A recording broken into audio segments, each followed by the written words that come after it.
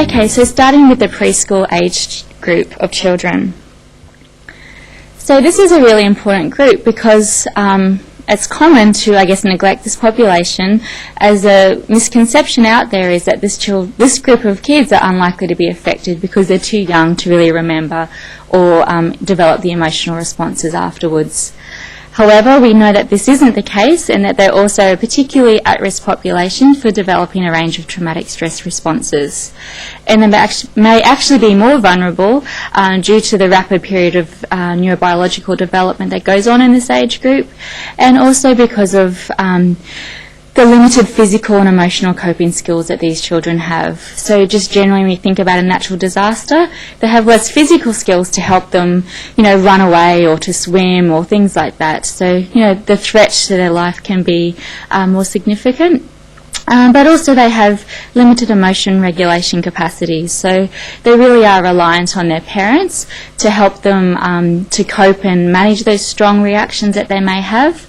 But also they really do look towards their parents or their adults or the important people in their life to work out how they should be responding and reacting to this event.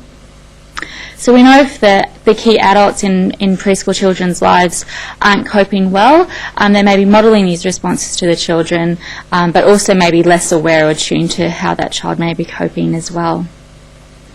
In addition, we know with young children that they tend to be quite egocentric, so they can be more at risk of developing false assumptions about what the event means.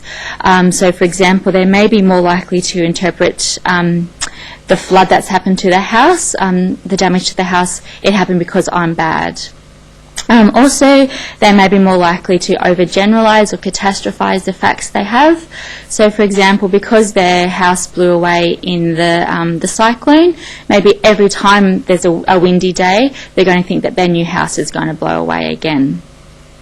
In addition, they're still only just becoming to get the concept of logical thinking and things like that, so they may have a more difficult time at processing or understanding why these things have happened, and also more difficulties grasping the loss of, permanence of loss, so may still likely to think that that loved one is going to come back the next day.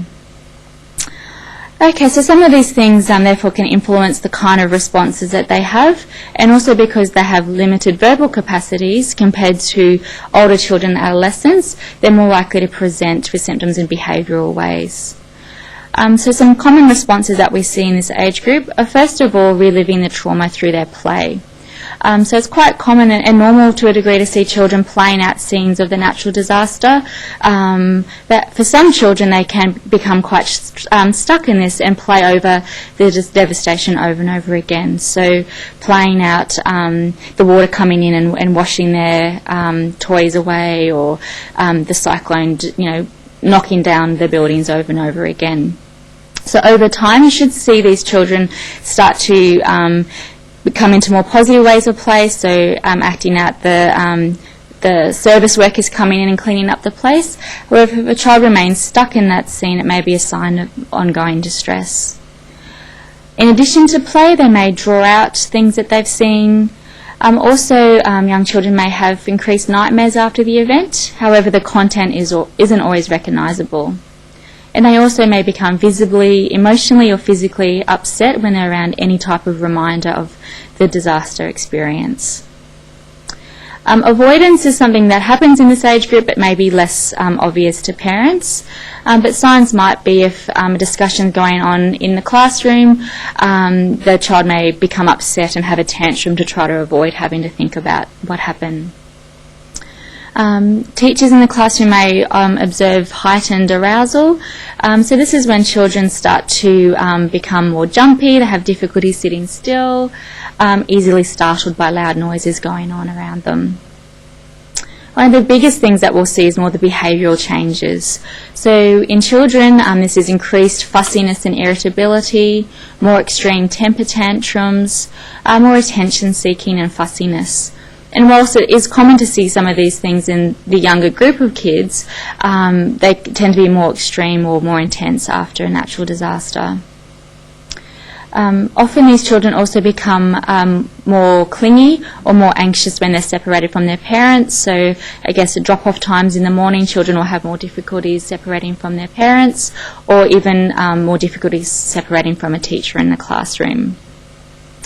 We may see a regression of behaviours in skills that they'd already acquired, so wetting their pants in the classroom, a regression in their communication skills, such as talking like a baby again. We can also see the development of new fears that aren't obviously related to the natural disaster, for example, but it might be things like new fears of animals or certain noises, things like that. There may also be some physical changes, so more complaints of aches and pains or not eating as much.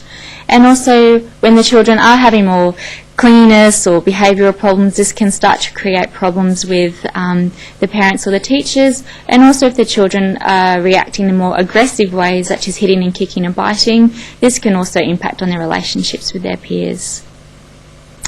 So at the end of this presentation, Sonia will go through and highlight to you what are some of the signs that these problems are becoming more of a problem, and what might indicate some times for when they might need to be referred on.